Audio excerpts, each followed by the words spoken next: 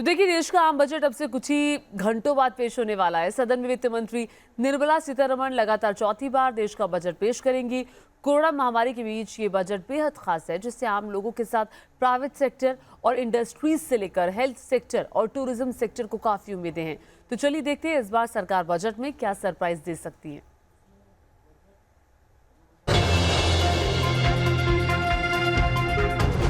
कुछ ही देर में देश का आम बजट पेश होने वाला है। ऐसे में पिछले 2 सालों से कोरोना का दंश झेल रही देश की जनता को इस बार बजट से काफी उम्मीदें हैं। बीते वित्त वर्ष में बजट में टैक्स स्लैब में कोई बदलाव नहीं किया गया था।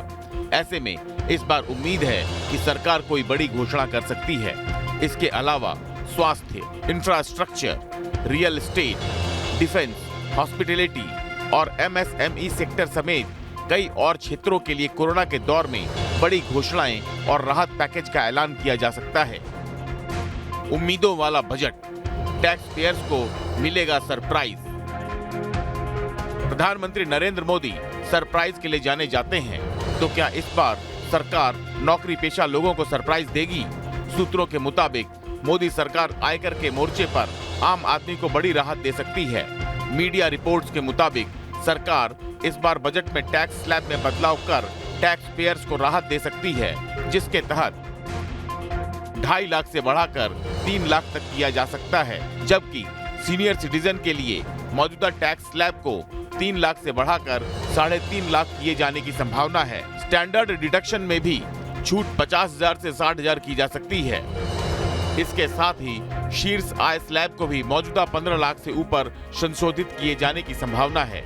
आम बजट पेश होने जा रहा है, जिसमें निर्मला सीतारमण 11 बजे बजट पेश करेंगी। आम आदमी को इस बार के बजट से खासा उम्मीदें हैं और सरकार भी, चूंकि 5 राज्यों में चुनाव है, इसलिए तमाम तोहफे इस बार दे सकती है। माना यह जा रहा है कि स्टैंडर्ड डिडक्शन को बढ़ाया जा सकता है, वहीं साथ में इनकम टैक्स में जो छूट की सीमा है उसको बढ़ाने की उम्मीद जताई जा रही है। ऐसे तमाम पॉइंट्स जो हैं इस बार के बजट में आपको देखने को मिल सकते हैं। देखिए, सबसे पहली बात तो यह है कि जो टैक्स की जो न्यूनतम सीमा है, उसमें अभी जो वर्तमान स्थिति, हमारे चतुश्रेणी कर्मचारी भी टैक्स के दायरे में आ गए हैं। तो हम लोग ये अपेक्षा करते हैं कि टैक्स की सीमा बढ़ाई जाए, ताकि उनको इनडायरेक्ट तरीके से भले ही राहत मिले और कहीं ना कहीं महंगाई से भी उससे उनको कहीं राहत मिलेगी। तो हम चाहेंगे कि जो टैक्स की स्लैब है एग्जम्पशन वाली, उस लिमिट को बढ़ाया जाए। सेंट्रल गवर्नमेंट को ये करना चाहिए कि जो भी वेतनमान लागू है, as it is state government को भी उसी टाइम लागू करना पड़ेगा। उम्मीदों वाला बजट, रेलवे को मिलेगी संजीवनी। पटरी पर दौड़ती भागती भारतीय रेल चुनौतियों से जूझ रही है। ऐसे में क्या भारतीय रेल को बजट से संजीवनी मिल पाएगी? इन्हीं सवालों का जवाब इस बार के बजट में मिलने वाला है। कोरोना काल के दौरान रेलवे की सेहत सुधारने के लिए कई बड़े ऐलान हो सकते हैं, तो वहीं हाई स्पीड और बुलेट ट्रेन के नए रूट की भी घोषणा संभव है। सूत्रों के मुताबिक सरकार रेल बजट में 15 से 20% का इजाफा कर सकती है। नई हाई स्पीड ट्रेन का ऐलान हो सकता है। एल्यूमिनियम वाली 10 नई हल्की ट्रेन का ऐलान भी संभव है। बुलेट ट्रेन के नए रूट का ऐलान हो सकता है। दिल्ली वाराणसी, दिल्ली हावड़ा रूट पर बुलेट ट्रेन चलाने की घोषणा हो सकती है।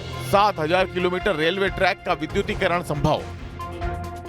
हालांकि इस बार भी उम्मीद है कि बजट में रेलवे के लिए लोक लुभावन योजनाओं से ज्यादा मुनाफे वाली परियोजनाओं पर ही फोकस होगा। उम्मीदों वाला बजट, रियल एस्टेट को मिलेगा बूस्ट। इस साल के केंद्रीय बजट में टैक्स और वेवर में कुछ प्रमुख छूट मिल सकती है। रॉ मटेरियल पर GST में कटौती की भी पेशकश की गई है, जिससे रियल एस्टेट को राहत मिलेगी। चूंकि रियल एस्टेट देश की GDP में सबसे बड़े योगदानकर्ताओं में से एक है, इस क्षेत्र को मजबूत करने से आर्थिक गतिविधियों को भी बढ़ावा मिलेगा। सरकार बजट 2022 में अफोर्डेबल हाउसिंग के तहत पहली बार घर खरीदने वालों को ब्याज पर मिलने वाली 1.5 लाख रुपए तक की अतिरिक्त छूट को 1 साल के लिए बढ़ा सकती है। जानकारों की माने तो लोगों ने कोविड के बाद के दौर में घर खरीदने के महत्व को महसूस किया है, जबकि सरकार ने स्टैंप ड्यूटी में कटौती, सबसे कम होम लोन दर जैसे कुछ लाभ दिए हैं और समर्थन किया है। आगामी बजट में रियल एस्टेट को कुछ और भी उम्मीदें हैं। उम्मीदों वाला बजट, किसानों को क्या मिलेगा? कृषि सेक्टर और किसानों के लिए इस बार कुछ बड़े ऐलान हो सकते हैं।